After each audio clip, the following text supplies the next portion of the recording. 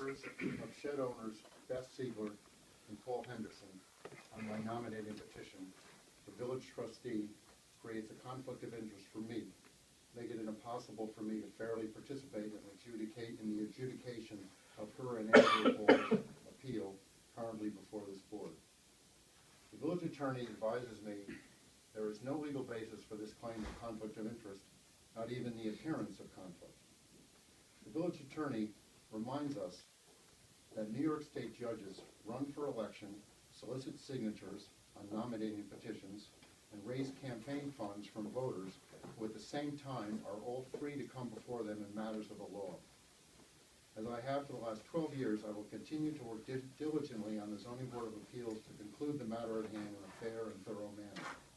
As Zoning Board Chair, I do not forfeit my rights to participate fully in the democratic process, nor does this position deny the rights of other residents to do the same.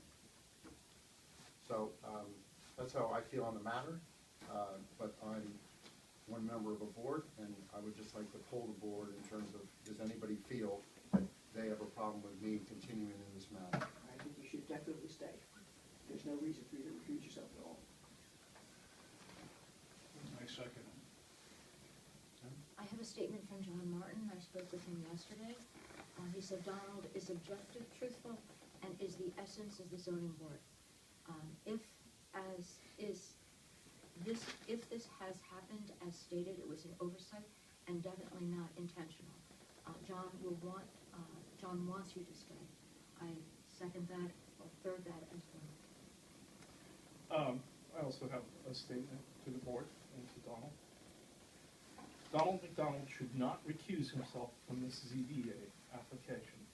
This distraction due to the article in the PCNR is just that, a distraction and not an issue. More importantly, the ZBA board needs him. At this point, Donald has the deepest knowledge of the issues before us. He brings integrity to the board, which cannot be matched or questioned. Even more importantly, there are 4 people that need Donald to remain: Andrew Hall, Paul Henderson, Sue Peel, Beth Ziegler. He has been an advocate for all parties in this case, as he should. His leaving now would slow down the final deliberations, which none of us on this board desire, nor, I would think, would the parties involved. We are in the final stretch, as our colleague John Martin would say.